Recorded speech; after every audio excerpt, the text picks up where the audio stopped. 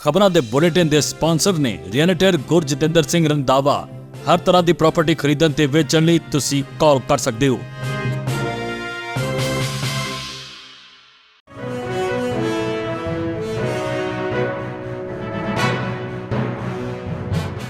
ਸਤਿ ਸ੍ਰੀ ਅਕਾਲ, ਤੁਸੀਂ ਵੇਖ ਰਹੇ ਹੋ ਪੰਜਾਬ ਮੇਲ USA TV। ਮੈਂ ਹਾਂ ਸੰਜੀਵ ਯਸ਼ ਖੰਨਾ। ਖਬਰਾਂ ਦੇ ਇਸ ਬੁਲੇਟਿਨ ਦੇ ਵਿੱਚ ਤੁਹਾਡਾ ਸਵਾਗਤ। ਸਭ ਤੋਂ ਪਹਿਲਾਂ ਚੋਣ ਦੀਆਂ ਖਬਰਾਂ। ਬਾਈਡਨ ਲਈ ਮੁਸੀਬਤਾਂ ਦਾ ਪਹਾੜ। ਜੇ ਮਹੀਨੇ ਦੇ ਅੰਤ ਵਿੱਚ US ਸਰਕਾਰ ਬੰਦ ਹੁੰਦੀ ਹੈ ਤਾਂ ਮੁੱਖ ਤੌਰ ਤੇ ਬਾਈਡਨ ਦੋਸ਼ੀ। ਕੈਨੇਡਾ ਵਿੱਚ ਲੱਖਾਂ ਪੰਜਾਬੀ ਵਿਦਿਆਰਥੀਆਂ ਤੇ ਲਟਕੀ PR ਨਾ ਮਿਲਣ ਦੀ ਤਲਵਾਰ। ਮਾਪਿਆਂ ਨੂੰ ਸਤਾਉਣ ਲੱਗਾ ਡਰ।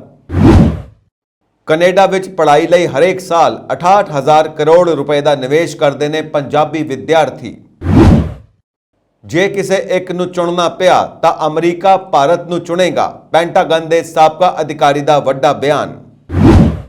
ਟਰੂਡੋ ਵੱਲੋਂ ਭਾਰਤ ਤੇ ਲਗਾਏ ਦੋਸ਼ਾਂ ਤੇ ਅਮਰੀਕਾ ਬੇਹੱਦ ਚਿੰਤਤ। ਬਲਿੰਕਨ। ਨਿੱਜਰ ਹੱਤਿਆ ਮਾਮਲੇ ਵਿੱਚ ਟਰੂਡੋ ਦੇ ਦਾਅਵੇ ਦਾ ਹਿੱਸਾ ਨਾ ਬਣੇ ਅਮਰੀਕਾ। ਮਾਹਿਰ। ਕੈਨੇਡਾ ਨੇ ਨਿੱਜਰ ਦੀ ਹੱਤਿਆ ਸੰਬੰਧੀ ਭਾਰਤ ਨਾਲ ਸਾਂਝੇ ਕੀਤੇ ਸਨ ਸਬੂਤ। ਟਰੂਡੋ। ਹੁਣ ਇਹਨਾਂ ਖਬਰਾਂ ਦਾ ਵਿਸਥਾਰ ਤੇ ਦੇਸ਼ ਵਿਦੇਸ਼ ਦੀਆਂ ਹੋਰ ਬਹੁਤ ਸਾਰੀਆਂ ਖਬਰਾਂ।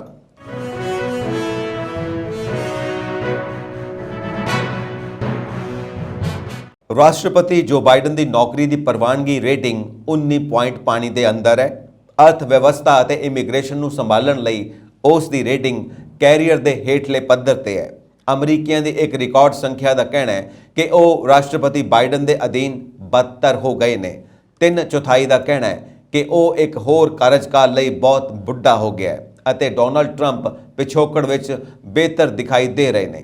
ਅੱਗੇ ਬਾਈਡਨ ਲਈ ਉਸ ਦੀ ਦੁਬਾਰਾ ਚੋਣ ਮੁਹਿੰਮ ਵਿੱਚ ਬਹੁਤ ਸਾਰੀਆਂ ਗੰਭੀਰ ਚੁਣੌਤੀਆਂ ਨੇ। ਤਾਜ਼ਾ ਪੋਲ ਵਿੱਚ 44% ਅਮਰੀਕੀਆਂ ਦਾ ਕਹਿਣਾ ਹੈ ਕਿ ਉਹ ਬਾਈਡਨ ਦੀ ਪ੍ਰਧਾਨਗੀ ਵਿੱਚ ਵਿੱਤੀ ਤੌਰ ਤੇ ਬਦਤਰ ਹੋ ਗਏ ਨੇ, ਜੋ ਕਿ 1986 ਤੋਂ ਬਾਅਦ ਕਿਸੇ ਵੀ ਰਾਸ਼ਟਰਪਤੀ ਲਈ ਸਭ ਤੋਂ ਜ਼ਿਆਦਾ ਹੈ। ਸਿਰਫ 37% ਨੇ ਉਸ ਦੀ ਨੌਕਰੀ ਦੀ ਕਾਰਗੁਜ਼ਾਰੀ ਨੂੰ ਮਨਜ਼ੂਰੀ ਦਿੱਤੀ ਹੈ, ਜਦੋਂ ਕਿ 56% ਅਸਵੀਕਾਰ, 30% ਆਰਥਿਕਤਾ ਤੇ ਬਾਈਡਨ ਦੇ ਪ੍ਰਦਰਸ਼ਨ ਨੂੰ ਅਜੇ ਵੀ ਘੱਟ ਮਨਜ਼ੂਰੀ ਦਿੰਦੇ ਨੇ। US ਮੈਕਸੀਕੋ ਸਰਹੱਦ ਤੇ ਇਮੀਗ੍ਰੇਸ਼ਨ ਨੂੰ ਸੰਭਾਲਣ ਤੇ ਬਾਈਡਨ ਦੀ ਰੇਟਿੰਗ 23% ਮਨਜ਼ੂਰੀ ਦੇ ਨਾਲ ਹੋਰ ਵੀ ਘੱਟ ਹੈ। ਭਾਵਨਾ ਦੀ ਤੀਬਰਤਾ ਦੇ ਸੰਦਰਭ ਦੇ ਵਿੱਚ 20% ਉਸ ਦੇ ਸਮੁੱਚੇ ਕੰਮ ਨੂੰ ਜ਼ੋਰਦਾਰ ਢੰਗ ਨਾਲ ਮਨਜ਼ੂਰੀ ਦਿੰਦੇ ਨੇ, ਜਦੋਂ ਕਿ 45% ਜ਼ੋਰਦਾਰ ਅਸਵੀਕਾਰ ਕਰਦੇ ਨੇ ਅਤੇ 74% ਜੋ ਬਾਈਡਨ ਨੂੰ ਕਹਿੰਦੇ ਨੇ ਕਿ ਉਹ ਦੂਜੇ ਕਾਰਜਕਾਲ ਲਈ ਬਹੁਤ ਬੁੱਢਾ ਹੈ। ਬਾਈਡਨ ਲਈ ਅਜਿਹੀ ਭਾਵਨਾ ਹੈ ਕਿ ਜੇ ਮਹੀਨੇ ਦੇ ਅੰਤ ਵਿੱਚ US ਸਰਕਾਰ ਬੰਦ ਹੁੰਦੀ ਹੈ ਤਾਂ 44% ਲੋਕ ਮੁੱਖ ਤੌਰ ਤੇ ਬਾਈਡਨ ਨੂੰ ਦੋਸ਼ੀ ਠਹਿਰਾਉਣਗੇ।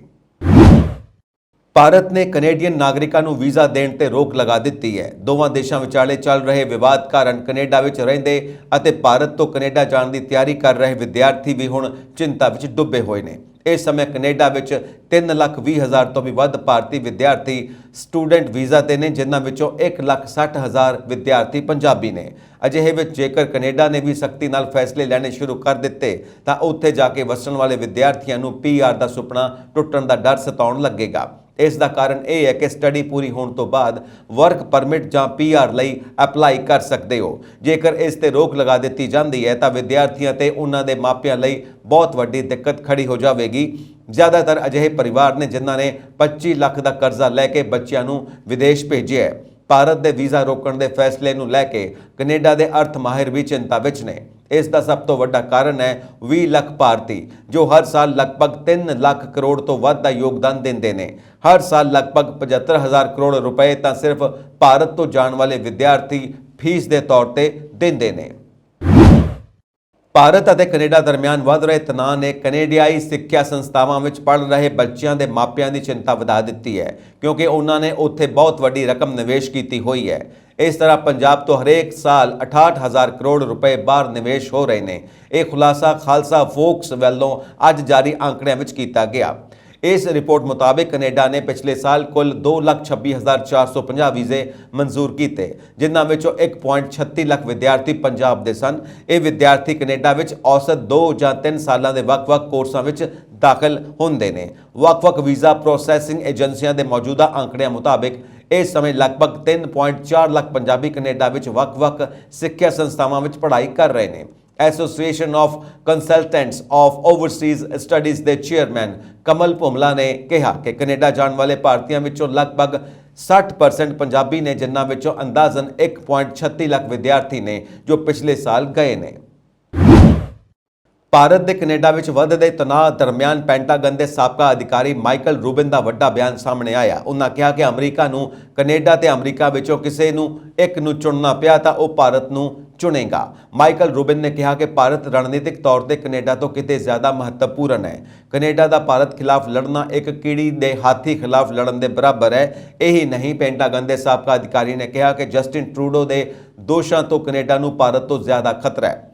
ਟਰੂਡੋ ਦੀ ਆਪਣੀ ਦੇਸ਼ ਵਿੱਚ ਡਿਗਰੀ ਸਾਰੇ ਰੂਬਿਨ ਨੇ ਕਿਹਾ ਕਿ ਉਹ ਲੰਬੇ ਸਮੇਂ ਲਈ ਸੱਤਾ ਵਿੱਚ ਨਹੀਂ ਰਹਿਣ ਵਾਲੇ, ਇਸ ਲਈ ਉਹਨਾਂ ਦੇ ਜਾਣ ਦੇ ਬਾਅਦ ਅਮਰੀਕਾ ਰਿਸ਼ਤੇ ਨੂੰ ਫਿਰ ਤੋਂ ਬਣਾ ਸਕਦਾ ਹੈ। ਉਹਨਾਂ ਕਿਹਾ ਕਿ ਸੰਯੁਕਤ ਰਾਜ ਅਮਰੀਕਾ ਅਜਿਹੀ ਸਥਿਤੀ ਵਿੱਚ ਨਹੀਂ ਆਉਣਾ ਚਾਹੇਗਾ ਜਿੱਥੇ ਉਸ ਦੇ ਦੋ ਦੋਸਤਾਂ ਵਿੱਚੋਂ ਕਿਸੇ ਇੱਕ ਨੂੰ ਚੁਣਨਾ ਪਵੇ। ਜੇਕਰ ਸਾਨੂੰ ਦੋ ਦੋਸਤਾਂ ਵਿੱਚੋਂ ਇੱਕ ਨੂੰ ਚੁਣਨਾ ਹੋਵੇਗਾ ਤਾਂ ਅਸੀਂ ਇਸ ਮਾਮਲੇ ਵਿੱਚ ਭਾਰਤ ਨੂੰ ਚੁਣਾਂਗੇ। ਮਾਈਕਲ ਰੂਬਿਨ ਪੈਂਟਾਗਨ ਦੇ ਸਾਬਕਾ ਅਧਿਕਾਰੀ ਤੇ ਈਰਾਨ, ਤੁਰਕੀ ਤੇ ਦੱਖਣੀ ਏਸ਼ੀਆ ਵਿੱਚ ਅਮਰੀਕੀ ਐਂਟਰਪ੍ਰਾਈਜ਼ ਇੰਸਟੀਚਿਊਟ ਸਪੈਸ਼ਲਾਈਜ਼ੇਸ਼ਨ ਵਿੱਚ ਸੀਨੀਅਰ ਫੈਲੋ ਨੇ। ਰੂਬਿਨ ਨੇ ਕਿਹਾ ਕਿ ਸੱਚ ਕਹਾਂ ਤਾਂ ਟਰੂਡੋ ਦਾ ਬਿਆਨ ਭਾਰਤ ਦੀ ਤੁਲਨਾ ਵਿੱਚ ਕੈਨੇਡਾ ਲਈ ਕਿਤੇ ਜ਼ਿਆਦਾ ਖਤਰੇ ਵਾਲਾ ਹੈ। ਜੇਕਰ ਕੈਨੇਡਾ ਲੜਾਈ ਲੜਨਾ ਚਾਹੁੰਦਾ ਹੈ ਤਾਂ ਸਪਸ਼ਟ ਤੌਰ ਤੇ ਇਸ ਬਿੰਦੂ ਤੇ ਇੱਕ ਕੀੜੀ ਦੀ ਤਰ੍ਹਾਂ ਹੈ ਜੋ ਹਾਥੀ ਖਿਲਾਫ ਲੜਾਈ ਲੜ ਰਹੀ ਹੈ। ਦੱਸ ਦਈਏ ਕਿ ਸੋਮਵਾਰ ਨੂੰ ਨਿੱਜਰ ਦੀ ਹੱਤਿਆ ਨੂੰ ਭਾਰਤ ਨਾਲ ਜੋੜਿਆ ਸੀ, ਜਿਸ ਦਾ ਭਾਰਤ ਨੇ ਤੁਰੰਤ ਤੇ ਸਖਤੀ ਨਾਲ ਖੰਡਨ ਕੀਤਾ ਸੀ। ਭਾਰਤ ਨੇ ਆਪਣੀ ਅੰਦਰੂਨੀ ਮਾਮਲਿਆਂ ਵਿੱਚ ਕੈਨੇਡੀਆਈ ਦਖਲ ਦਾ ਵੀ ਦੋਸ਼ ਲਗਾਇਆ ਤੇ ਦੇਸ਼ ਵਿੱਚ ਕੰਮ ਕਰਨ ਵਾਲੇ ਕੈਨੇਡੀਆਈ ਡਿਪਲੋਮੈਟਾਂ ਦੀ ਗਿਣਤੀ ਘੱਟ ਕਰਨ ਦੀ ਮੰਗ ਕੀਤੀ। ਅਮਰੀਕਾ ਦੇ ਵਿਦੇਸ਼ ਮੰਤਰੀ ਐਂਟਨੀ ਬਲਿੰਕਨ ਨੇ ਕਿਹਾ ਕਿ ਕੈਨੇਡਾ ਦੇ ਪ੍ਰਧਾਨ ਮੰਤਰੀ ਜਸਟਿਨ ਟਰੂਡੋ ਵੱਲੋਂ ਸਿੱਖ ਵੱਖਵਾਦੀ ਨੇਤਾ ਹਰਦੀਪ ਸਿੰਘ ਨਿੱਜਰ ਦੇ ਕਤਲ ਵਿੱਚ ਭਾਰਤ ਦੀ ਸ਼ਮੂਲੀਅਤ ਦੇ ਦੋਸ਼ਾਂ ਤੋਂ ਅਮਰੀਕਾ ਬੇਹੱਦ ਚਿੰਤਤ ਹੈ। ਬਲਿੰਕਨ ਨੇ ਇਹ ਵੀ ਕਿਹਾ ਕਿ ਇਹ ਜ਼ਰੂਰੀ ਹੈ ਕਿ ਭਾਰਤ ਇਸ ਮਾਮਲੇ ਦੀ ਜਾਂਚ ਵਿੱਚ ਕੈਨੇਡਾ ਨਾਲ ਮਿਲ ਕੇ ਕੰਮ ਕਰੇ। ਵਿਦੇਸ਼ ਮੰਤਰੀ ਨੇ ਇੱਥੇ ਪੱਤਰਕਾਰਾਂ ਨੂੰ ਦੱਸਿਆ ਕਿ ਅਮਰੀਕਾ ਇਸ ਮੁੱਦੇ ਤੇ ਭਾਰਤ ਸਰਕਾਰ ਨਾਲ ਸਿੱਧੇ ਤੌਰ ਦੇ ਵਿੱਚ ਸੰਪਰਕ ਵਿੱਚ ਹੈ। ਭਾਰਤ ਅਤੇ ਕੈਨੇਡਾ ਵਿਚਾਲੇ ਵਿਵਾਦ ਲਗਾਤਾਰ ਵੱਧਦਾ ਜਾ ਰਿਹਾ ਹੈ। ਨਾਜ਼ੁਕ ਸਥਿਤੀ ਦਰਮਿਆਨ ਅਮਰੀਕੀ ਵਿਦੇਸ਼ ਮੰਤਰੀ ਨੇ ਵੀ ਇਸ ਮਾਮਲੇ ਤੇ ਆਪਣੀ ਚਿੰਤਾ ਜ਼ਾਹਿਰ ਕੀਤੀ ਹੈ।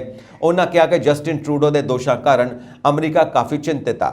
ਮਾਮਲੇ ਦੀ ਜਾਂਚ ਬੇहद ਜ਼ਰੂਰੀ ਹੈ। ਜ਼ਿਕਰਯੋਗ ਹੈ ਕਿ ਹਾਲ ਹੀ ਵਿੱਚ ਟਰੂਡੋ ਨੇ ਭਾਰਤ ਤੇ ਹਰਦੀਪ ਸਿੰਘ ਨਿੱਜਰ ਦੇ ਕਤਲ ਦੇ ਵਿੱਚ ਸ਼ਾਮਿਲ ਹੋਣ ਦਾ ਦੋਸ਼ ਲਗਾਇਆ ਸੀ। ਇਸ ਦਰਮਿਆਨ ਅਮਰੀਕੀ ਵਿਦੇਸ਼ ਮੰਤਰੀ ਐਂਟਨੀ ਬਲਿੰਕਨ ਨੇ ਸ਼ੁੱਕਰਵਾਰ ਨੂੰ ਇੱਕ ਪ੍ਰੈਸ ਕਾਨਫਰੰਸ ਦਾ ਆਯੋਜਨ ਕੀਤਾ। ਇਸ ਦੌਰਾਨ ਉਹਨਾਂ ਕਿਹਾ ਕਿ ਅਸੀਂ ਕੈਨੇਡਾ ਦੇ ਪ੍ਰਧਾਨ ਮੰਤਰੀ ਜਸਟਿਨ ਟਰੂਡੋ ਵੱਲੋਂ ਭਾਰਤ ਤੇ ਲਾਏ ਗਏ ਦੋਸ਼ਾਂ ਤੋਂ ਚਿੰਤਿਤ ਹਾਂ। ਅਸੀਂ ਆਪਣੇ ਕੈਨੇਡੀਅਨ ਸਹਿਯੋਗੀਆਂ ਨਾਲ ਇਸ ਮਾਮਲੇ ਤੇ ਚਰਚਾ ਕਰ ਰਹੇ ਹਾਂ। ਸਿਰਫ ਗੱਲ ਹੀ ਨਹੀਂ, ਸਗੋਂ ਮਾਮਲੇ ਤੇ ਪੂਰੀ ਨਜ਼ਰ ਰੱਖਣ ਅਤੇ ਤਾਲਮੇਲ ਵੀ ਕੀਤਾ ਜਾ ਰਿਹਾ ਹੈ। ਜੇਕਰ ਕੈਨੇਡੀਅਨ ਜਾਂਚ ਕਿਸੇ ਸਿੱਟੇ ਤੇ ਪਹੁੰਚਦੀ ਹੈ ਤਾਂ ਇਹ ਬਹੁਤ ਮਹੱਤਵਪੂਰਨ ਹੈ। ਇਸ ਦੇ ਨਾਲ ਹੀ ਭਾਰਤ ਕੈਨੇਡਾ ਡਿਪਲੋਮੈਟਿਕ ਵਿਵਾਦ ਤੇ ਵਾਈਟ ਹਾਊਸ ਨੇ ਕਿਹਾ ਕਿ ਪੀਐਮ ਟਰੂਡੋ ਵੱਲੋਂ ਲਗਾਏ ਗਏ ਦੋਸ਼ਾਂ ਨੂੰ ਲੈ ਕੇ ਅਮਰੀਕਾ ਭਾਰਤ ਦੇ ਸੰਪਰਕ ਦੇ ਵਿੱਚ ਹੈ। ਵਾਈਟ ਹਾਊਸ ਦੀ ਪ੍ਰੈਸ ਸਕੱਤਰ ਕੈਰਨ ਜੀਨ ਪੀਅਰੇ ਨੇ ਸ਼ੁੱਕਰਵਾਰ ਨੂੰ ਕਿਹਾ ਕਿ ਅਮਰੀਕਾ ਵੀ ਕੈਨੇਡੀਅਨ ਸਰਕਾਰ ਨਾਲ ਨਿਯਮਿਤ ਸੰਪਰਕ ਦੇ ਵਿੱਚ ਹੈ। ਵਾਈਟ ਹਾਊਸ ਵਿੱਚ ਮੀਡੀਆ ਨੂੰ ਸੰਬੋਧਨ ਕਰਦਿਆਂ ਉਹਨਾਂ ਕਿਹਾ ਕਿ ਅਸੀਂ ਭਾਰਤ ਸਰਕਾਰ ਨਾਲ ਗੱਲਬਾਤ ਕੀਤੀ ਹੈ। ਅਸੀਂ ਇਸ ਮੁੱਦੇ ਨੂੰ ਆਪਣੀ ਨਿੱਜੀ ਕੂਟਨੀਤਿਕ ਗੱਲਬਾਤ ਵਿੱਚ ਸ਼ਾਮਿਲ ਨਹੀਂ ਕਰਾਂਗੇ। ਕੈਨੇਡਾ ਦੇ ਪ੍ਰਧਾਨ ਮੰਤਰੀ ਜਸਟਿਨ ਟਰੂਡੋ ਦੇ ਦਾਅਵੇ ਨੂੰ ਸ਼ਰਮਨਾਕ ਅਤੇ ਨਿਖੇਧੀ ਵਾਲਾ ਦੱਸਦਿਆਂ ਮਾਹਿਰਾਂ ਨੇ ਅਮਰੀਕਾ ਨੂੰ ਉਹਨਾਂ ਲੋਕਾਂ ਦਾ ਮੋਹਰਾ ਨਾ ਬਣਨ ਦੀ ਬੇਨਤੀ ਕੀਤੀ ਹੈ ਜੋ ਅੰਦੋਲਨ ਨੂੰ ਹੰਕਾਰ, ਲਾਭ ਅਤੇ ਸਿਆਸੀ ਅੰਦੋਲਨ ਵਜੋਂ ਦੇਖਦੇ ਨੇ। ਹਡਸਨ ਇੰਸਟੀਚਿਊਟ ਥਿੰਕ ਟੈਂਕ ਵਿੱਚ ਚਰਚਾ ਦੌਰਾਨ ਅਮਰੀਕਨ ਐਂਟਰਪ੍ਰਾਈਜ਼ ਇੰਸਟੀਚਿਊਟ ਦੇ ਸੀਨੀਅਰ ਫੈਲੋ ਮਾਈਕਲ ਰੂਬਿਨ ਨੇ ਦਾਅਵਾ ਕੀਤਾ ਕਿ ਟਰੂਡੋ ਦੇ ਸ਼ਰਮਨਾਕ ਅਤੇ ਨਿਖੇਧੀ ਵਾਲੇ ਕਦਮ ਬਾਰੇ ਜੋ ਹੈਰਾਨ ਕਰਨ ਵਾਲੀ ਗੱਲ ਇਹ ਹੈ ਕਿ ਕੈਨੇਡੀਅਨ ਪ੍ਰਧਾਨ ਮੰਤਰੀ ਲਗਾਤਾਰ ਬਿਆਨ ਦੇ ਰਹੇ ਨੇ, ਪਰ ਉਹ ਕਥਿਤ ਤੌਰ ਤੇ ਪਾਕਿਸਤਾਨੀ ਸਹਾਇਤਾ ਨਾਲ ਕੀਤੀ ਗਈ ਕਰੀਮਾ ਬਲੋਚ ਦੀ ਹੱਤਿਆ ਦਾ ਜ਼ਿਕਰ ਨਹੀਂ ਕਰ ਰਹੇ। ਉਹਨਾਂ ਕਿਹਾ ਕਿ ਇਸ ਮਾਮਲੇ ਨੂੰ ਪ੍ਰਧਾਨ ਮੰਤਰੀ ਦਫ਼ਤਰ ਨੇ ਨਹੀਂ ਚੁੱਕਿਆ। ਪਾਕਿਸਤਾਨੀ ਮਨੁੱਖੀ ਅਧਿਕਾਰ ਕਾਰਕੁਨ ਬਲੋਚ ਦੀ ਟੋਰਾਂਟੋ ਵਿੱਚ ਹੱਤਿਆ ਕਰ ਦਿੱਤੀ ਗਈ ਸੀ। ਇਸ ਮਾਮਲੇ ਵਿੱਚ ਪਾਕਿਸਤਾਨੀ ਸਰਕਾਰ ਦੀ ਮਿਲੀਭੁਗਤ ਦੇ ਦੋਸ਼ ਲੱਗੇ ਸਨ। ਰੂਬਿਨ ਨੇ ਕਿਹਾ ਕਿ ਇੰਜ ਜਾਪਦਾ ਕਿ ਕੁਝ ਬਾਹਰੀ ਅੰਸਰ ਅੰਦੋਲਨ ਨੂੰ ਜਿਉਂਦਾ ਕਰਨ ਦੀ ਕੋਸ਼ਿਸ਼ ਕਰ ਰਹੇ ਨੇ। ਉਹਨਾਂ ਕਿਹਾ ਕਿ ਉਹ ਨਹੀਂ ਚਾਹੁੰਦੇ ਕਿ ਅਮਰੀਕਾ ਅਜਿਹੀਆਂ ਬਾਹਰੀ ਤਾਕਤਾਂ ਦੀ ਨਾਪਾਕ ਚਾਲ ਨੂੰ ਵੈਧਤਾ ਪ੍ਰਦਾਨ ਕਰੇ। 6 ਫॉर ਅਮਰੀਕਨ ਦੇ ਬਾਨੀ ਅਤੇ ਪ੍ਰਧਾਨ ਜਸੀ ਸਿੰਘ ਨੇ ਕਿਹਾ ਕਿ ਅੰਦੋਲਨ ਅਮਰੀਕੀ ਜਾਂ ਬਹੁ ਗਿਣਤੀ ਸਿੱਖਾਂ ਦੀ ਆਵਾਜ਼ ਦੀ ਨੁਮਾਇੰਦਗੀ ਨਹੀਂ ਕਰਦਾ। ਹੂਵਰ ਇੰਸਟੀਟਿਊਸ਼ਨ ਦੇ ਰਿਸਰਚ ਫੈਲੋ ਦਿਨ ਆਸ਼ ਮਿਸਤਰੀ ਨੇ ਕਿਹਾ ਕਿ ਜੇਕਰ ਕੈਨੇਡਾ ਇਸ ਮੁੱਦੇ ਨੂੰ ਅੱਗੇ ਵਧਾਉਂਦਾ ਰਿਹਾ ਤਾਂ ਉੱਥੇ ਕੁਝ ਵੱਡੀਆਂ ਚੁਣੌਤੀਆਂ ਦੇਖਣ ਨੂੰ ਮਿਲ ਸਕਦੀਆਂ ਨੇ। ਉਹਨਾਂ ਖੁਫੀਆ ਜਾਣਕਾਰੀ ਸਾਂਝਾ ਕਰਨ ਦੇ ਮਹੱਤਵ ਦਾ ਵੀ ਜ਼ਿਕਰ ਕੀਤਾ। ਕੈਨੇਡਾ ਦੇ ਪ੍ਰਧਾਨ ਮੰਤਰੀ ਜਸਟਿਨ ਟਰੂਡੋ ਦੇ ਬਿਆਨਾਂ ਦੀ ਨਖੇਦੀ ਕਰਦਿਆਂ ਸਾਬਕਾ ਸਫੀਰ ਵਿਕਾਸ ਸਵਰੂਪ ਨੇ ਓਟਾਵਾ ਨੂੰ ਕਿਹਾ ਕਿ ਉਹ ਵਿਵਾਦ ਦੇ ਨਬੇੜੇ ਲਈ ਕਦਮ ਚੁੱਕੇ ਅਤੇ ਸੱਚ ਲੋਕਾਂ ਦੇ ਸਾਹਮਣੇ ਆਉਣ ਦੇਵੇ। ਕੈਨੇਡਾ ਵਿੱਚ 2017 ਤੋਂ 2019 ਤੱਕ ਭਾਰਤੀ ਹਵਾਈ ਕਮਿਸ਼ਨਰ ਵਜੋਂ ਸੇਵਾਵਾਂ ਨਿਭਾਉਣ ਵਾਲੇ ਸਵਰੂਪ ਨੇ ਕੈਨੇਡਾ ਸਰਕਾਰ ਨੂੰ ਕਿਹਾ ਕਿ ਜਦੋਂ ਤੱਕ ਕੋਈ ਦੋਸ਼ੀ ਸਾਬਿਤ ਨਹੀਂ ਹੋ ਜਾਂਦਾ ਉਦੋਂ ਤੱਕ ਹਰ ਕੋਈ ਬੇਕਸੂਰ ਹੁੰਦਾ ਹੈ। ਉਹਨਾਂ ਇੱਕ ਪ੍ਰੋਗਰਾਮ ਦੌਰਾਨ ਕੈਨੇਡਾ ਦੇ ਪ੍ਰਧਾਨ ਮੰਤਰੀ ਵੱਲੋਂ ਲਾਏ ਗਏ ਦੋਸ਼ਾਂ ਨੂੰ ਖਾਰਜ ਕਰ ਦਿੱਤਾ। ਪ੍ਰਧਾਨ ਮੰਤਰੀ ਜਸਟਿਨ ਟਰੂਡੋ ਨੇ ਕਿਹਾ ਕਿ ਕੈਨੇਡਾ ਨੇ ਹਰਦੀਪ ਸਿੰਘ ਨਿੱਜਰ ਦੀ ਹੱਤਿਆ ਵਿੱਚ ਭਾਰਤੀ ਏਜੰਟਾਂ ਦੀ ਸ਼ਮੂਲੀਅਤ ਬਾਰੇ ਭਰੋਸੇਯੋਗ ਦੋਸ਼ਾਂ ਦੇ ਸਬੂਤ ਭਾਰਤ ਨਾਲ ਕਈ ਹਫ਼ਤੇ ਪਹਿਲਾਂ ਸਾਂਝੇ ਕੀਤੇ ਸਨ। ਉਹਨਾਂ ਕਿਹਾ ਕਿ ਕੈਨੇਡਾ ਚਾਹੁੰਦਾ ਹੈ ਕਿ ਭਾਰਤ ਇਸ ਗੰਭੀਰ ਮਾਮਲੇ ਵਿੱਚ ਤੱਥ ਜੁਟਾਉਣ ਲਈ ਉਸਾਰੂ ਭੂਮਿਕਾ ਨਿਭਾਵੇ। ਯੂਕਰੇਨੀ ਰਾਸ਼ਟਰਪਤੀ ਵਲਾਦੀਮੀਰ ਜ਼ੈਲੈਂਸਕੀ ਨੇ ਸਾਂਝੀ ਪ੍ਰੈਸ ਕਾਨਫਰੰਸ ਦੌਰਾਨ ਟਰੂਡੋ ਨੇ ਕਿਹਾ, ਮੈਂ ਸਿਰਫ ਇੰਨਾ ਆਖਣਾ ਚਾਹੁੰਦਾ ਕਿ ਕੈਨੇਡਾ ਨੇ ਦੋਸ਼ਾਂ ਦੇ ਸਬੂਤ ਕਈ ਹਫ਼ਤੇ ਪਹਿਲਾਂ ਭਾਰਤ ਨਾਲ ਸਾਂਝੇ ਕੀਤੇ ਸਨ। ਅਸੀਂ ਆਪਣੇ ਭਾਈਵਾਲਾਂ ਨਾਲ ਮਿਲ ਕੇ ਕੰਮ ਕਰ ਰਹੇ ਹਾਂ। ਅਸੀਂ ਭਾਰਤ ਨਾਲ ਇਸ ਮੁੱਦੇ ਤੇ ਰਲ ਕੇ ਕੰਮ ਕਰਨ ਲਈ ਤਿਆਰ ਹਾਂ। ਇੱਕ ਸਵਾਲ ਦੇ ਜਵਾਬ ਦੇ ਵਿੱਚ ਟਰੂਡੋ ਨੇ ਆਸ ਜਤਾਈ ਕਿ ਭਾਰਤ ਉਹਨਾਂ ਦੇ ਮੁਲਕ ਨਾਲ ਰਲ ਕੇ ਕੰਮ ਕਰੇਗਾ ਤਾਂ ਜੋ ਇਸ ਵਿੱਚ ਬਹੁਤ ਹੀ ਗੰਭੀਰ ਮਾਮਲੇ ਦੀ ਤਹਿ ਤੱਕ ਪਹੁੰਚਿਆ ਜਾ ਸਕੇ। ਉਂਝ ਕੈਨੇਡਾ ਸਰਕਾਰ ਨੇ ਅਜੇ ਤੱਕ ਕੋਈ ਵੀ ਸਬੂਤ ਸਾਂਝਾ ਨਹੀਂ ਕੀਤਾ ਅਤੇ ਕਿਹਾ ਕਿ ਕਾਨੂੰਨੀ ਪ੍ਰਕਿਰਿਆ ਦੌਰਾਨ ਸਭ ਕੁਝ ਸਾਹਮਣੇ ਆ ਸਕਦਾ ਹੈ। ਉਧਰ ਦਿੱਲੀ ਵਿੱਚ ਵਿਦੇਸ਼ ਮੰਤਰਾਲੇ ਨੇ ਇੱਕ ਬਿਆਨ ਵਿੱਚ ਕਿਹਾ ਕਿ ਕੈਨੇਡਾ ਨੇ ਨਿੱਜਰ ਮਾਮਲੇ ਵਿੱਚ ਕੋਈ ਵੀ ਪੁਖਤਾ ਜਾਣਕਾਰੀ ਸਾਂਝੀ ਨਹੀਂ ਕੀਤੀ। ਮੰਤਰਾਲੇ ਦੇ ਤਰਜਮਾਨ ਅਰਿਦਮ ਬਾਗਚੀ ਨੇ ਨਵੀਂ ਦਿੱਲੀ ਵਿੱਚ ਕਿਹਾ ਕਿ ਇਸ ਬਾਰੇ ਕੈਨੇਡਾ ਨੂੰ ਜਾਣਕਾਰੀ ਦੇ ਦਿੱਤੀ ਗਈ ਹੈ ਅਤੇ ਉਹਨਾਂ ਨੇ ਸਪਸ਼ਟ ਕਰ ਦਿੱਤਾ ਕਿ ਭਾਰਤ ਪੁਖਤਾ ਜਾਣਕਾਰੀ ਮਿਲਣ ਦੀ ਉਡੀਕ ਕਰ ਰਿਹਾ ਹੈ ਪਰ ਅਜੇ ਤੱਕ ਕੋਈ ਵੀ ਜਾਣਕਾਰੀ ਸਾਂਝੀ ਨਹੀਂ ਕੀਤੀ ਗਈ। ਭਾਰਤ ਨੇ ਇਹ ਵੀ ਕਿਹਾ ਕਿ ਕੈਨੇਡਾ ਦੀ ਧਰਤੀ ਤੇ ਆਪਰਾਧਿਕ ਗਤੀਵਿਧੀਆਂ ਚਲਾ ਰਹੇ ਅਨਸਰਾਂ ਦੇ ਪੁਖਤਾ ਸਬੂਤ ਬਾਰੇ ਉਹਨਾਂ ਨੇ ਅਧਿਕਾਰੀਆਂ ਨਾਲ ਨਿਯਮਿਤ ਆਧਾਰ ਤੇ ਜਾਣਕਾਰੀ ਸਾਂਝੀ ਕੀਤੀ ਸੀ ਪਰ ਉਹਨਾਂ ਖਿਲਾਫ ਅਜੇ ਤੱਕ ਕੋਈ ਕਾਰਵਾਈ ਨਹੀਂ ਹੋਈ। ਸਿੱਖਸ ਫॉर ਜਸਟਿਸ ਦੇ ਆਗੂ ਗੁਰਪਤਵੰਤ ਪੰਨੂ ਵੱਲੋਂ ਵੀਡੀਓ ਪਾ ਕੇ ਕੈਨੇਡਾ ਵਿੱਚ ਰਹਿ ਰਹੇ ਹਿੰਦੂਆਂ ਨੂੰ ਮੁਲਕ ਛੱਡ ਕੇ ਜਾਣ ਦੀ ਦਿੱਤੀ ਗਈ ਧਮਕੀ ਮਗਰੋਂ ਕੈਨੇਡਾ ਸਰਕਾਰ ਦੇ ਮੰਤਰੀਆਂ ਅਤੇ ਹੋਰ ਆਗੂਆਂ ਨੇ ਇਸ ਦੀ ਨਖੇਦੀ ਕਰਦਿਆਂ ਕਿਹਾ ਕਿ ਮੁਲਕ ਵਿੱਚ ਹਿੰਦੂ ਸੁਰੱਖਿਅਤ ਨੇ ਅਤੇ ਉਹਨਾਂ ਦਾ ਕੈਨੇਡਾ ਆਉਣ ਤੇ ਸਵਾਗਤ ਹੋਵੇਗਾ। ਜਨਤਕ ਸੁਰੱਖਿਆ ਬਾਰੇ ਮੰਤਰੀ ਡੋਮਿਨਿਕ ਲਿਬਲਾਂਕ ਨੇ ਐਕਸ ਤੇ ਕਿਹਾ ਕਿ ਨਫ਼ਰਤ, ਜਬਰ, ਡਰਾਵੇ ਜਾਂ ਭੜਕਾਹਟ ਲਈ ਮੁਲਕ ਵਿੱਚ ਕੋਈ ਥਾਂ ਨਹੀਂ। ਨਿਊ ਡੈਮੋਕ੍ਰੈਟਿਕ ਪਾਰਟੀ ਦੇ ਆਗੂ ਜਗਮੀਤ ਸਿੰਘ ਅਤੇ ਕੰਜ਼ਰਵੇਟਿਵ ਆਗੂ ਪੀਐਲਏ ਵਰੇ ਨੇ ਕਿਹਾ ਕਿ ਕੈਨੇਡਾ ਵਿੱਚ ਹਿੰਦੂ ਰਹਿਣ ਦੇ ਹੱਕਦਾਰ ਨੇ। ਜਗਮੀਤ ਨੇ ਐਕਸ ਤੇ ਕਿਹਾ ਕਿ ਜਿਹੜੇ ਇਸ ਦੇ ਉਲਟ ਸੋਚਦੇ ਨੇ ਉਹ ਸਾਰਿਆਂ ਨੂੰ ਨਾਲ ਲੈ ਕੇ ਚੱਲਣ, ਹਮਦਰਦੀ ਅਤੇ ਦਿਆਲਤਾ ਦੀ ਭਾਵਨਾ ਨੂੰ ਨਹੀਂ ਸਮਝਦੇ। ਟਰੂਡੋ ਦੀ ਪਾਰਟੀ ਦੇ ਭਾਰਤੀ ਕੈਨੇਡੀਅਨ ਕਾਨੂੰਨ ਸਾਜ਼ ਚੰਦਰ ਆਰੀਆ ਨੇ ਅੱਤਵਾਦ ਨੂੰ ਵਡਿਆਉਣ ਅਤੇ ਕੈਨੇਡਾ ਵਿੱਚ ਪ੍ਰਗਟਾਵੇ ਦੀ ਆਜ਼ਾਦੀ ਦੇ ਨਾਂ ਤੇ ਹਿੰਦੂਆਂ ਨੂੰ ਨਿਸ਼ਾਨਾ ਬਣਾਉਣ ਤੇ ਆਪਣੀ ਨਾਰਾਜ਼ਗੀ ਪ੍ਰਗਟ ਕੀਤੀ ਹੈ। ਕੈਨੇਡਾ ਦੇ ਇੱਕ ਹੋਰ ਮੰਤਰੀ ਹਰਜੀਤ ਸਿੰਘ ਸੱਜਣ ਨੇ ਵੀ ਐਕਸ ਤੇ ਪੋਸਟ ਪਾ ਕੇ ਕਿਹਾ ਸੀ ਕਿ ਸਾਰੇ ਹਿੰਦੂਆਂ ਦਾ ਕੈਨੇਡਾ ਵਿੱਚ ਸਵਾਗਤ ਹੈ। ਸੰਯੁਕਤ ਰਾਸ਼ਟਰ ਮਹਾਸਭਾ ਦੇ ਉੱਚ ਪੱਧਰੀ ਸੈਸ਼ਨ ਲਈ ਵਿਦੇਸ਼ ਮੰਤਰੀ ਐਸ ਜੈਸ਼ੰਕਰ ਨੇ ਇੱਥੇ ਪਹੁੰਚਣ ਤੋਂ ਬਾਅਦ ਆਪਣੀ ਗਲੋਬਲ ਹਮਰੁਤਬਾ ਨਾਲ ਕਈ ਦੁਵੱਲੀਆਂ ਅਤੇ ਬਹੁਪੱਖੀ ਮੀਟਿੰਗਾਂ ਕੀਤੀਆਂ ਅਤੇ ਉਹਨਾਂ ਨਾਲ ਦੁਵੱਲੇ ਸਬੰਧਾਂ ਨੂੰ ਮਜ਼ਬੂਤ ਕਰਨ ਅਤੇ ਸਾਂਝੀਆਂ ਚਿੰਤਾਵਾਂ ਦੇ ਮੁੱਦਿਆਂ ਤੇ ਉਹਨਾਂ ਨਾਲ ਵਿਚਾਰਾਂ ਦਾ ਆਦਾਨ ਪ੍ਰਦਾਨ ਕੀਤਾ। ਜੈਸ਼ੰਕਰ ਸ਼ੁੱਕਰਵਾਰ ਤੜਕੇ ਨਿਊਯਾਰਕ ਪਹੁੰਚੇ। ਉਹਨਾਂ ਨੇ ਆਪਣੇ ਰੁਝੇਵੇਂ ਭਰੇ ਦਿਨ ਦੀ ਸ਼ੁਰੂਆਤ ਕੁਆਡ ਵਿਦੇਸ਼ ਮੰਤਰੀਆਂ ਦੀ ਬੈਠਕ ਨਾਲ ਕੀਤੀ। ਉਹਨਾਂ ਨੇ ਅਮਰੀਕਾ ਦੇ ਵਿਦੇਸ਼ ਮੰਤਰੀ ਐਂਟਨੀ ਬਲਿੰਕਨ, ਆਸਟ੍ਰੇਲੀਆ ਦੇ ਵਿਦੇਸ਼ ਮੰਤਰੀ ਪੇਨੀ ਵੋਂਗ ਅਤੇ ਜਾਪਾਨ ਦੀ ਵਿਦੇਸ਼ ਮੰਤਰੀ ਯੋਕੋ ਕਾਮਿਕਾਵਾ ਨਾਲ ਮੀਟਿੰਗਾਂ ਕੀਤੀਆਂ। ਕੁਆਡ ਵਿਦੇਸ਼ ਮੰਤਰੀਆਂ ਦੀ ਮੀਟਿੰਗ ਤੋਂ ਬਾਅਦ ਜਾਰੀ ਕੀਤੇ ਗਏ ਸਾਂਝੇ ਬਿਆਨ ਵਿੱਚ ਸੰਯੁਕਤ ਰਾਸ਼ਟਰ ਆਪਸੀ ਨਿਰਧਾਰਤ ਨਿਯਮਾਂ, ਮਾਪਦੰਡਾਂ ਨੂੰ ਬਰਕਰਾਰ ਰੱਖਣ ਅਤੇ ਅੰਤਰਰਾਸ਼ਟਰੀ ਪ੍ਰਣਾਲੀ ਵਿੱਚ ਕੁਆਡ ਸਹਿਯੋਗ ਨੂੰ ਡੂੰਘਾ ਕਰਨ ਦੇ ਸਥਾਈ ਮਹੱਤਵ ਦੇ ਪ੍ਰਤੀ ਅਟੁੱਟ ਸਮਰਥਨ ਦੀ ਮੁੜ ਪੁਸ਼ਟੀ ਕੀਤੀ। ਜੈਸ਼ੰਕਰ ਨੇ ਜਾਪਾਨ ਦੀ ਨਵੀਂ ਚੋਟੀ ਦੇ ਡਿਪਲੋਮੈਟ ਕਾਮਿਕਾਵਾ ਨਾਲ ਦੁਵੱਲੀ ਗੱਲਬਾਤ ਕੀਤੀ ਅਤੇ ਵਿਸ਼ੇਸ਼ ਰਣਨੀਤਕ ਅਤੇ ਗਲੋਬਲ ਸਾਂਝੇਦਾਰੀ ਦੇ ਵਿਚਾਰਾਂ ਦਾ ਆਦਾਨ ਪ੍ਰਦਾਨ ਕੀਤਾ। ਜੈਸ਼ੰਕਰ ਨੇ ਸੋਸ਼ਲ ਮੀਡੀਆ ਪਲੇਟਫਾਰਮ ਐਕਸ ਤੇ ਇੱਕ ਪੋਸਟ ਵਿੱਚ ਕਿਹਾ, UNGA 'ਚ ਜਾਪਾਨ ਦੀ ਵਿਦੇਸ਼ ਮੰਤਰੀ ਯੋਕੋ ਕਾਮਿਕਾਵਾ ਨਾਲ ਮੁਲਾਕਾਤ ਕਰਕੇ ਖੁਸ਼ੀ ਹੋਈ। ਅਸੀਂ ਆਪਣੇ ਖੇਤਰੀ ਬਹੁਪੱਖੀ ਅਤੇ ਗਲੋਬਲ ਸਹਿਯੋਗ ਅਤੇ ਇਸ ਨੂੰ ਅੱਗੇ ਲਿਜਾਉਣ ਬਾਰੇ ਚਰਚਾ ਕੀਤੀ। ਜੈਸ਼ੰਕਰ ਨੇ ਵੋਂਗ ਨਾਲ ਵੀ ਦੁਵੱਲੀ ਗੱਲਬਾਤ ਕੀਤੀ। ਉਹਨਾਂ ਕਿਹਾ, UNGA ਤੋਂ ਇਲਾਵਾ ਆਸਟ੍ਰੇਲੀਆ ਦੀ ਵਿਦੇਸ਼ ਮੰਤਰੀ ਵੋਂਗ ਨੂੰ ਮਿਲ ਕੇ ਚੰਗਾ ਲੱਗਾ। ਅਸੀਂ ਆਪਣੇ ਸਬੰਧਾਂ ਦੇ ਸਕਾਰਾਤਮਕ ਪਹਿਲੂਆਂ ਨੂੰ ਨੋਟ ਕੀਤਾ ਅਤੇ ਉਹਨਾਂ ਨੂੰ ਹੋਰ ਮਜ਼ਬੂਤ ਕਰਨ ਲਈ ਵਿਸ਼ੇਸ਼ ਕਦਮਾਂ ਤੇ ਚਰਚਾ ਕੀਤੀ। ਖੇਤਰੀ ਅਤੇ ਗਲੋਬਲ ਮੁਲਾਂਕਣਾਂ ਤੇ ਸਾਡੇ ਵਿਚਾਰਾਂ ਦਾ ਆਦਾਨ ਪ੍ਰਦਾਨ ਕਰਨਾ ਹਮੇਸ਼ਾ ਮਹੱਤਵਪੂਰਨ ਹੁੰਦਾ ਹੈ। ਇੰਟਰਨੈਸ਼ਨਲ ਡੈਸਕ ਭਾਰਤ ਨਾਲ ਕੂਟਨੀਤਿਕ ਤਣਾਅ ਦੇ ਵਿਚਕਾਰ ਸੋਸ਼ਲ ਮੀਡੀਆ ਤੇ ਕੈਨੇਡਾ ਵਿੱਚ ਰਾਸ਼ਟਰੀ ਸਵੈਮ ਸੇਵਕ ਸੰਘ ਉੱਤੇ ਪਾਬੰਦੀ ਲਗਾਉਣ ਬਾਰੇ ਬੋਲਣ ਵਾਲੇ ਇੱਕ ਵਿਅਕਤੀ ਦੀ ਵੀਡੀਓ ਵਾਇਰਲ ਹੋ ਰਹੀ ਹੈ, ਜਿਸ ਵਿੱਚ ਉਹ ਕਹਿ ਰਿਹਾ ਹੈ ਕਿ ਕੈਨੇਡੀਅਨ ਸਰਕਾਰ ਹਿੰਦੂ ਸੰਗਠਨ ਉੱਤੇ ਪਾਬੰਦੀ ਲਗਾਉਣ ਲਈ ਤਿਆਰ ਹੈ, ਜਦੋਂ ਕਿ ਇਸ ਦੇ ਪਿੱਛੇ ਦੀ ਸੱਚਾਈ ਕੁਝ ਹੋ ਰਹੀ ਹੈ। ਦਰਅਸਲ ਵੀਡੀਓ ਵਿੱਚ ਬੋਲਣ ਵਾਲਾ ਵਿਅਕਤੀ ਇੱਕ ਸੁਤੰਤਰ NGO ਦਾ ਮੁਖੀ ਸਟੀਫਨ ਬਰਾਊਨ ਹੈ, ਨਾ ਕਿ ਕੈਨੇਡੀਅਨ ਸਰਕਾਰੀ ਅਧਿਕਾਰੀ। ਵੀਡੀਓ ਵਿੱਚ ਵਿਅਕਤੀ ਨੂੰ 4 ਮੰਗਾਂ ਕਰਦੇ ਹੋਏ ਸੁਣਾਇਆ ਜਾ ਸਕਦਾ ਹੈ, ਜਿਸ ਵਿੱਚ ਉਹ ਭਾਰਤ ਵਿੱਚ ਕੈਨੇਡਾ ਦੇ ਰਾਜਦੂਤ ਨੂੰ ਵਾਪਸ ਬੁਲਾਉਣ, ਕੈਨੇਡਾ 'ਚੋਂ ਭਾਰਤੀ ਰਾਜਦੂਤ ਨੂੰ ਬਾਹਰ ਕੱਢਣ, ਦੋਵਾਂ ਦੇਸ਼ਾਂ ਵਿਚਕਾਰ ਵਪਾਰਕ ਗੱਲਬਾਤ ਨੂੰ ਰੋਕਣ ਅਤੇ RSS ਤੇ ਪਾਬੰਦੀ ਲਗਾਉਣ ਦੀ ਗੱਲ ਕਰ ਰਿਹਾ ਹੈ। ਵੀਡੀਓ ਵਿੱਚ ਦਿਖਾਈ ਦੇਣ ਵਾਲਾ ਵਿਅਕਤੀ ਨੈਸ਼ਨਲ ਕਾਉਂਸਲ ਆਫ ਕੈਨੇਡੀਅਨ ਮੁਸਲਿਮ ਇੱਕ ਸੁਤੰਤਰ ਸੰਸਥਾ ਦਾ ਮੁਖੀ ਹੈ ਅਤੇ ਇਹ ਬਿਆਨ ਕੈਨੇਡੀਅਨ ਸਰਕਾਰ ਦੇ ਕਿਸੇ ਅਧਿਕਾਰੀ ਵੱਲੋਂ ਨਹੀਂ ਆਇਆ। ਇਹ video TikTok account @NCC Muslims ਵੱਲੋਂ ਸਾਂਝੀ ਕੀਤੀ ਗਈ ਹੈ। ਪ੍ਰਧਾਨ ਮੰਤਰੀ ਜਸਟਿਨ ਟਰੂਡੋ ਵੱਲੋਂ ਇਸ ਸਾਲ ਜੂਨ ਵਿੱਚ ਹਰਦੀਪ ਸਿੰਘ ਨਿੱਜਰ ਦੇ ਕਤਲ ਵਿੱਚ ਭਾਰਤ ਦੀ ਸ਼ਮੂਲੀਅਤ ਦੇ ਦੋਸ਼ ਲਾਏ ਜਾਣ ਤੋਂ ਬਾਅਦ ਭਾਰਤ ਅਤੇ ਕੈਨੇਡਾ ਦਰਮਿਆਨ ਕੂਟਨੀਤਿਕ ਤਣਾਅ ਪੈਦਾ ਹੋ ਗਿਆ ਹੈ। ਹਾਲਾਂਕਿ ਭਾਰਤ ਨੇ ਇਹਨਾਂ ਦੋਸ਼ਾਂ ਨੂੰ ਬੇਤੁਕੇ ਕਰਾਰ ਦਿੱਤਾ ਹੈ ਅਤੇ ਰੱਦ ਕਰ ਦਿੱਤਾ ਹੈ। 45 ਸਾਲਾ ਨਿੱਜਰ ਦਾ ਜੂਨ ਮਹੀਨੇ ਕੈਨੇਡਾ ਦੇ ਸਰੀ ਵਿੱਚ 2 ਨਕਾਬਪੋਸ਼ ਵਿਅਕਤੀਆਂ ਵੱਲੋਂ ਗੋਲੀ ਮਾਰ ਕੇ ਕਤਲ ਕਰ ਦਿੱਤਾ ਗਿਆ ਸੀ। ਹਰਦੀਪ ਸਿੰਘ ਨਿੱਜਰ ਦੇ ਕਤਲ ਲਈ ਭਾਰਤ ਉੱਤੇ ਪ੍ਰਧਾਨ ਮੰਤਰੀ ਜਸਟਿਨ ਟਰੂਡੋ ਵੱਲੋਂ ਲਾਏ ਗਏ ਦੋਸ਼ਾਂ ਨੂੰ ਲੈ ਕੇ ਕੈਨੇਡੀਅਨ ਸਰਕਾਰ ਨੂੰ ਚੌਤਰਫਾ ਆਲੋਚਨਾ ਦਾ ਸਾਹਮਣਾ ਕਰਨਾ ਪੈ ਰਿਹਾ ਹੈ। ਇੰਨਾ ਹੀ ਨਹੀਂ, ਆਪਣੇ ਹੀ ਦੇਸ਼ ਵਿੱਚ ਪ੍ਰਧਾਨ ਮੰਤਰੀ ਜਸਟਿਨ ਟਰੂਡੋ ਖਿਲਾਫ ਆਵਾਜ਼ਾਂ ਉੱਠਣੀਆਂ ਸ਼ੁਰੂ ਹੋ ਗਈਆਂ ਨੇ। ਵਿਰੋਧੀ ਧਿਰ ਦੇ ਨੇਤਾ PLA ਵਰੇ ਵੱਲੋਂ ਟਰੂਡੋ ਦੇ ਸੰਸਦ ਵਿੱਚ ਦਿੱਤੇ ਗਏ ਬਿਆਨ ਸੰਬੰਧੀ ਸਬੂਤ ਲੋਕਾਂ ਸਾਹਮਣੇ ਰੱਖਣ ਦੀ ਮੰਗ ਕਰਨ ਤੋਂ ਬਾਅਦ ਹੁਣ ਬ੍ਰਿਟਿਸ਼ ਕੋਲੰਬੀਆ ਸੂਬੇ ਦੇ ਪ੍ਰੀਮੀਅਰ ਡੇਵਿਡ ਐਬੇ ਨੇ ਵੱਡਾ ਬਿਆਨ ਦਿੱਤਾ।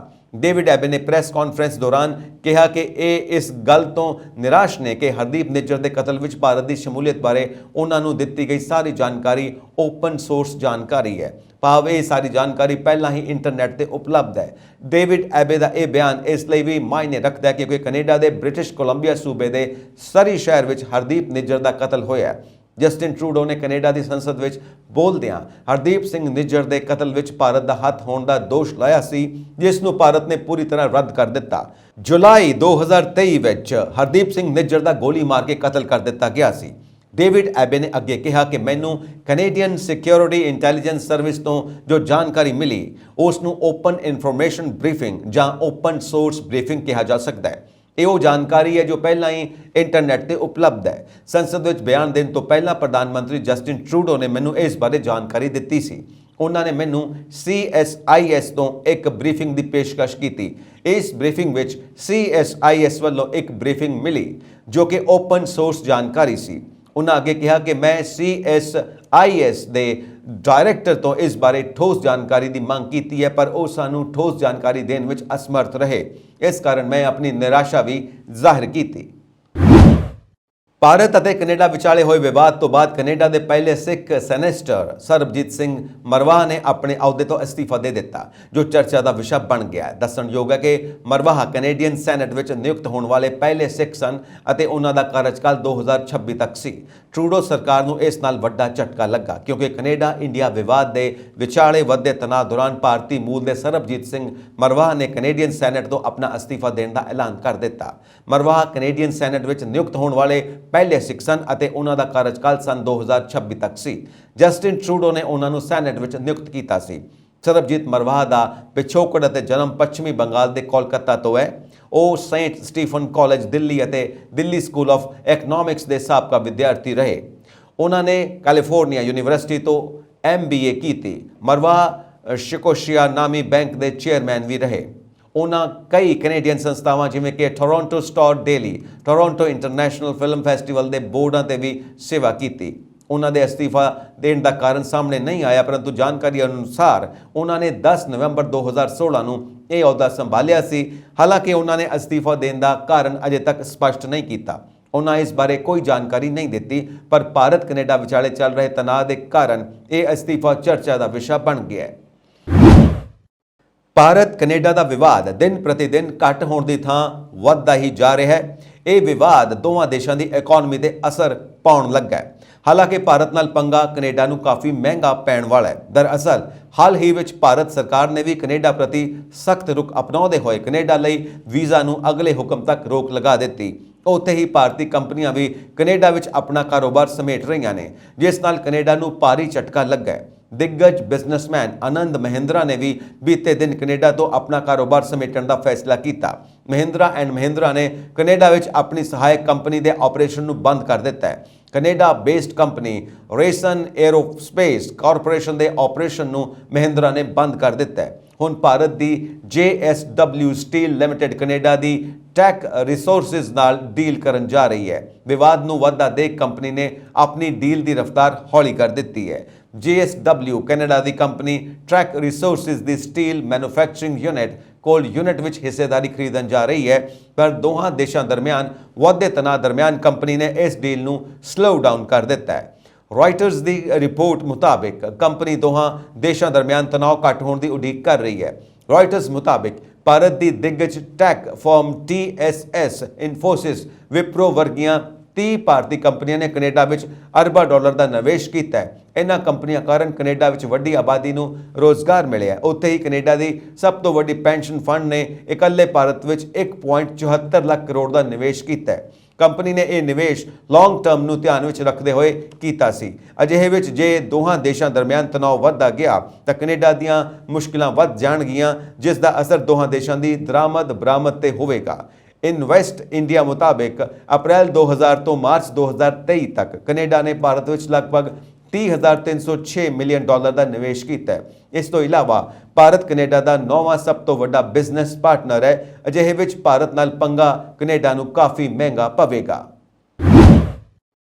ਪ੍ਰਧਾਨ ਮੰਤਰੀ ਨਰਿੰਦਰ ਮੋਦੀ ਨੇ ਸੰਸਦ ਵਿੱਚ ਪਹਿਲਾ ਰਾਖਵਾਂਕਰਨ ਬਿੱਲ ਪਾਸ ਹੋਣ ਦਾ ਸਿਹਰਾ ਅੱਜ ਦੇਸ਼ ਦੀਆਂ ਔਰਤਾਂ ਨੂੰ ਦਿੰਦਿਆਂ ਕਿਹਾ ਕਿ ਇਤਿਹਾਸ ਦੇ ਹਰੇਕ ਦੌਰ ਵਿੱਚ ਮਹਿਲਾਵਾਂ ਨੇ ਅਗਵਾਈ ਨਾਲ ਆਪਣੀ ਤਾਕਤ ਨੂੰ ਸਿੱਧ ਕੀਤਾ ਹੈ। ਪ੍ਰਧਾਨ ਮੰਤਰੀ ਮੋਦੀ ਆਪਣੇ ਸੰਸਦੀ ਹਲਕੇ ਵਾਰਾਣਸੀ ਵਿੱਚ ਸੰਪੂਰਨਾਨੰਦ ਸੰਸਕ੍ਰਿਤ ਯੂਨੀਵਰਸਿਟੀ ਵਿੱਚ ਕਰਵਾਏ ਨਾਰੀ ਸ਼ਕਤੀ ਵੰਦਨ ਸਮਾਰੋਹ ਨੂੰ ਸੰਬੋਧਨ ਕਰ ਰਹੇ ਸਨ। ਔਰਤਾਂ ਨੇ ਸੰਸਦ ਵਿੱਚ ਪਹਿਲਾ ਰਾਖਵਾਂਕਰਨ ਬਿੱਲ ਪਾਸ ਹੋਣ ਤੇ ਇੱਥੇ ਮੋਦੀ ਤੇ ਫੁੱਲਾਂ ਦੀ ਵਰਖਾ ਵੀ ਕੀਤੀ। ਨਾਰੀ ਸ਼ਕਤੀ ਵੰਦਨ ਬਿੱਲ ਨੂੰ ਹਾਲ ਹੀ ਵਿੱਚ ਮਿਲੀ ਸੰਸਦ ਦੀ ਮਨਜ਼ੂਰੀ ਦਾ ਜ਼ਿਕਰ ਕਰਦਿਆਂ ਪ੍ਰਧਾਨ ਮੰਤਰੀ ਨੇ ਕਿਹਾ, ਔਰਤਾਂ ਦੀ ਅਗਵਾਈ ਬਾਕੀ ਦੁਨੀਆ ਲਈ ਆਧੁਨਿਕ ਹੋ ਸਕਦੀ ਹੈ, ਪਰ ਅਸੀਂ ਮਹਾਦੇਵ ਤੋਂ ਪਹਿਲਾਂ ਤੋਂ ਮਾਂ ਪਾਰਵਤੀ ਅਤੇ ਗੰਗਾ ਦੀ ਪੂਜਾ ਕਰਨ ਵਾਲੇ ਲੋਕ ਹਾਂ। ਇਸ ਸਮਾਰੋਹ ਵਿੱਚ ਮੋਦੀ ਨਾਲ ਉੱਤਰ ਪ੍ਰਦੇਸ਼ ਦੇ ਮੁੱਖ ਮੰਤਰੀ ਯੋਗੀ ਆਦਿੱਤਿਆਨਾਥ ਵੀ ਮੌਜੂਦ ਸਨ। ਮੋਦੀ ਨੇ ਕਿਹਾ, ਸਾਡੀ ਕਾਸ਼ੀ ਰਾਣੀ ਲక్ష్ਮੀ ਬਾਈ ਵਰਗੀਆਂ ਬਹਾਦਰ ਔਰਤਾਂ ਦੀ ਜਨਮ ਭੂਮੀ ਵੀ ਹੈ। ਆਜ਼ਾਦੀ ਦੀ ਲੜਾਈ ਦੌਰਾਨ ਲక్ష్ਮੀ ਬਾਈ ਵਰਗੀਆਂ ਬਹਾਦਰ ਔਰਤਾਂ ਤੋਂ ਲੈ ਕੇ ਆਧੁਨਿਕ ਭਾਰਤ ਦੇ ਮਿਸ਼ਨ ਚੰਦਰਯਾਨ ਤੱਕ ਅਸੀਂ ਹਰੇਕ ਦੌਰ ਵਿੱਚ ਮਹਿਲਾ ਲੀਡਰਸ਼ਿਪ ਦੀ ਤਾਕਤ ਨੂੰ ਸਿੱਧ ਕੀਤਾ। ਉਹਨਾਂ ਕਿਹਾ, ਨਾਰੀ ਸ਼ਕਤੀ ਵੰਦਨ ਬਿੱਲ ਦੀ ਹੀ ਉਦਾਹਰਣ ਲੈ ਕੇ ਲਵੋ ਕਿ ਇਹ ਕਾਨੂੰਨ 3 ਦਹਾਕਿਆਂ ਤੋਂ ਲਟਕਦਾ ਆ ਰਿਹਾ ਸੀ, ਪਰ ਇਹ ਤੁਹਾਡੀ ਹੀ ਤਾਕਤ ਹੈ ਕਿ ਜਿਹੜੀਆਂ ਪਾਰਟੀਆਂ ਪਹਿਲਾਂ ਇਸ ਦਾ ਵਿਰੋਧ ਕਰਦੀਆਂ ਸਨ, ਉਹ ਅੱਜ ਉਹਨਾਂ ਨੇ ਸੰਸਦ ਦੇ ਦੋਵਾਂ ਸਦਨਾਂ ਵਿੱਚ ਇਸ ਦਾ ਸਮਰਥਨ ਕੀਤਾ। ਇਸ ਦਾ ਸਿਹਰਾ ਔਰਤਾਂ ਨੂੰ ਦਿੰਦਿਆਂ ਪ੍ਰਧਾਨ ਮੰਤਰੀ ਨੇ ਕਿਹਾ, ਕਿਉਂਕਿ ਤੁਸੀਂ ਮਾਵਾਂ ਭੈਣਾਂ ਜਾਗਰੂਕ ਅਤੇ ਇਕਜੁੱਟ ਹੋ ਗਈਆਂ। ਭਾਰਤ ਦੀਆਂ ਸਾਰੀਆਂ ਸਿਆਸੀ ਪਾਰਟੀਆਂ ਡਰੀਆਂ ਹੋਈਆਂ ਨੇ ਅਤੇ ਕੰਬ ਰਹੀਆਂ ਨੇ ਕਿ ਇਹ ਬਿੱਲ ਪਾਸ ਕਿਉਂ ਹੋ ਗਿਆ। ਇਹ ਤੁਹਾਡੀ ਤਾਕਤ ਹੈ। ਮੋਦੀ ਨੇ ਆਸ ਪ੍ਰਗਟਾਈ ਕਿ ਇਹ ਕਾਨੂੰਨ ਭਾਰਤ ਵਿੱਚ ਔਰਤਾਂ ਦੇ ਵਿਕਾਸ ਦੇ ਨਵੇਂ ਦਰ ਖੋਲ੍ਹੇਗਾ। ਇਸੇ ਤਰ੍ਹਾਂ ਪ੍ਰਧਾਨ ਮੰਤਰੀ ਨਰਿੰਦਰ ਮੋਦੀ ਨੇ ਅੱਜ ਉੱਤਰ ਪ੍ਰਦੇਸ਼ ਵਿੱਚ ਲੋੜਵੰਦ ਬੱਚਿਆਂ ਲਈ ਖੋਲ੍ਹੇ ਗਏ 16 ਰਿਹਾਇਸ਼ੀ ਸਕੂਲਾਂ ਦਾ ਉਦਘਾਟਨ ਕੀਤਾ। ਇਸ ਤੇ ਲਗਭਗ 1115 ਕਰੋੜ ਰੁਪਏ ਖਰਚ ਹੋਏ ਨੇ। ਇਹ ਸਕੂਲ ਆਵਾਸੀਆ ਮਜ਼ਦੂਰਾਂ, ਉਸਾਰੀ ਕਾਮਿਆਂ ਅਤੇ ਕਰੋਨਾ ਮਹਾਮਾਰੀ ਦੌਰਾਨ ਅਨਾਥ ਹੋਏ ਬੱਚਿਆਂ ਨੂੰ ਮਿਆਰੀ ਸਿੱਖਿਆ ਮੁਹੱਈਆ ਕਰਵਾਉਣ ਲਈ ਖੋਲ੍ਹੇ ਗਏ ਨੇ। ਇਹ ਸਕੂਲ ਦੇਸ਼ ਨੂੰ ਸਮਰਪਿਤ ਕਰਨ ਤੋਂ ਪਹਿਲਾਂ ਪ੍ਰਧਾਨ ਮੰਤਰੀ ਨੇ ਕੁਝ ਬੱਚਿਆਂ ਨਾਲ ਵੀ ਗੱਲਬਾਤ ਕੀਤੀ। ਪੰਜਾਬ ਦੇ ਮੁੱਖ ਮੰਤਰੀ ਭਗਵੰਤ ਸਿੰਘ ਮਾਨ ਨੇ ਅੱਜ ਚੰਡੀਗੜ੍ਹ ਦੇ ਸੈਕਟਰ 35 ਸਥਿਤ ਮਿਊਨਿਸਪਲ ਭਵਨ ਵਿੱਚ ਸੂਬੇ ਦੇ ਬਿਜਲੀ, ਸਿੱਖਿਆ, ਜੰਗਲਾਤ ਤੇ ਹੋਰ ਵਿਭਾਗਾਂ ਵਿੱਚ ਭਰਤੀ 427 ਨੌਜਵਾਨਾਂ ਨੂੰ ਨਿਯੁਕਤੀ ਪੱਤਰ ਸੌਂਪੇ। ਮਾਨ ਨੇ ਕਿਹਾ ਕਿ ਉਹਨਾਂ ਦੀ ਸਰਕਾਰ ਨੇ 25 ਦਿਨਾਂ ਵਿੱਚ 7660 ਨੌਜਵਾਨਾਂ ਨੂੰ ਨਿਯੁਕਤੀ ਪੱਤਰ ਦੇਣ ਦਾ ਨਵਾਂ ਰਿਕਾਰਡ ਬਣਾਇਆ। ਇਸ ਮੌਕੇ ਉਹਨਾਂ ਕਿਹਾ ਕਿ ਅਸੀਂ ਆਪਣੇ ਪੁਰਖਿਆਂ ਜਿਹੜੇ ਰਾਜਨਈ ਸੇਵਾ ਕਰ ਗਏ ਦੇ ਕਰਜ਼ੇ ਮੋੜ ਰਹੇ ਹਾਂ। ਭਗਵੰਤ ਮਾਨ ਨੇ ਕਿਹਾ ਕਿ ਪੰਜਾਬ ਦਾ ਪਿਛਲੇ ਖਜ਼ਾਨਾ ਮੰਤਰੀ ਕਹਿੰਦੇ ਰਹੇ ਕਿ ਸੂਬੇ ਦਾ ਖਜ਼ਾਨਾ ਖਾਲੀ ਹੈ, ਇਸੇ ਕਰਕੇ ਪੰਜਾਬ ਦੇ ਨੌਜਵਾਨ ਵਿਦੇਸ਼ਾਂ ਨੂੰ ਜਾ ਰਹੇ ਨੇ। ਮਾਨ ਨੇ ਆਖਿਆ, ਅਸੀਂ ਕਦੇ ਨਹੀਂ ਕਿਹਾ ਕਿ ਪੰਜਾਬ ਦਾ ਖਜ਼ਾਨਾ ਖਾਲੀ ਹੈ। ਅਸੀਂ ਮੁਫਤ ਬਿਜਲੀ ਦਾ ਵਾਅਦਾ ਕੀਤਾ ਸੀ। ਜੁਲਾਈ 2022 ਤੋਂ ਮੁਫਤ ਬਿਜਲੀ ਸ਼ੁਰੂ ਕਰ ਦਿੱਤੀ, ਪਰ ਅਸੀਂ ਕਦੇ ਵੀ ਪਾਵਰਕਾਮ ਦਾ ਰੁਪਇਆ ਨਹੀਂ ਰੋਕਿਆ। ਮੁੱਖ ਮੰਤਰੀ ਨੇ ਕਿਹਾ, ਮੇਰੇ ਤੋਂ ਪਹਿਲਾਂ ਵਾਲੇ ਮੁੱਖ ਮੰਤਰੀ ਪਾਵਰਕਾਮ ਦਾ 9020 ਕਰੋੜ ਰੁਪਏ ਕਰਜ਼ਾ ਛੱਡ ਗਏ। ਅਸੀਂ 18 1804 ਤੋਂ 1804 ਕਰੋੜ ਰੁਪਏ ਦੀਆਂ ਕਿਸ਼ਤਾਂ ਕਰਕੇ ਕਰਜ਼ੇ ਮੋੜ ਦਿੱਤੇ। ਉਹਨਾਂ ਕਿਹਾ ਕਿ ਹੋਰਨਾਂ ਵਿਭਾਗਾਂ ਦੇ ਕਰਜ਼ੇ ਦੀ ਅਦਾਇਗੀ ਵੀ ਕੀਤੀ ਜਾ ਰਹੀ ਹੈ। ਨਵੇਂ ਭਰਤੀ ਨੌਜਵਾਨਾਂ ਨੂੰ ਨਿਯੁਕਤੀ ਪੱਤਰ ਸੌਂਪਦਿਆਂ ਮੁੱਖ ਮੰਤਰੀ ਨੇ ਕਿਹਾ ਕਿ ਆਪ ਸਰਕਾਰ ਨੌਜਵਾਨਾਂ ਨੂੰ ਨਿਯੁਕਤੀ ਪੱਤਰ ਦੇ ਰਹੀ ਹੈ ਅਤੇ ਹਰ ਕੰਮ ਹਰ ਸਮੇਂ ਲੋਕ ਹਿੱਤ ਵਿੱਚ ਕਰ ਰਹੀ ਹੈ, ਜਦਕਿ ਪਿਛਲੀਆਂ ਸਰਕਾਰਾਂ ਨੇ ਸਿਰਫ ਆਪਣੇ ਘਰ ਭਰਨ ਦਾ ਕੰਮ ਕੀਤਾ, ਜਦਕਿ ਆਪ ਸਰਕਾਰ ਲੋਕਾਂ ਨੂੰ ਹਰ ਮਹੀਨੇ 300 ਯੂਨਿਟ ਬਿਜਲੀ ਮੁਫਤ ਦੇ ਰਹੀ ਹੈ। ਉਸ ਦੀ ਸਾਰੀ ਅਦਾਇਗੀ ਪਾਵਰਕਾਮ ਨੂੰ ਕੀਤੀ ਜਾ ਰਹੀ ਹੈ। ਮੁੱਖ ਮੰਤਰੀ ਨੇ ਕਿਹਾ ਕਿ ਸੂਬਾ ਸਰਕਾਰ ਨੌਜਵਾਨਾਂ ਨੂੰ ਉਹਨਾਂ ਦੇ ਸੁਪਨਿਆਂ ਨੂੰ ਸਾਕਾਰ ਕਰਨ ਵਿੱਚ ਮਦਦ ਕਰ ਰਹੀ ਹੈ ਅਤੇ ਨੌਜਵਾਨਾਂ ਦੇ ਨਵੇਂ ਨਕੌਰ ਵਿਚਾਰਾਂ ਨੂੰ ਦਿਸ਼ਾ ਦੇਣ ਲਈ ਹਰ ਸੰਭਵ ਯਤਨ ਕੀਤੇ ਜਾ ਰਹੇ ਨੇ, ਜਿਸ ਲਈ ਕੋਈ ਕਸਰ ਨਹੀਂ ਰਹਿਣ ਦਿੱਤੀ ਜਾਵੇਗੀ।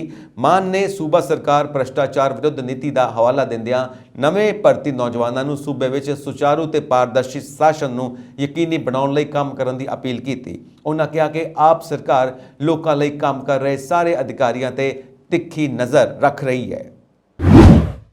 ਇਹ ਸਨ ਅੱਜ ਦੀਆਂ ਮੁੱਖ ਖਬਰਾਂ। ਹੋਰ ਅਪਡੇਟਸ ਦੇ ਲਈ ਵੇਖਦੇ ਰਹੋ ਪੰਜਾਬ ਮੇਲ USA TV। ਸਤਿ ਸ਼੍ਰੀ ਅਕਾਲ।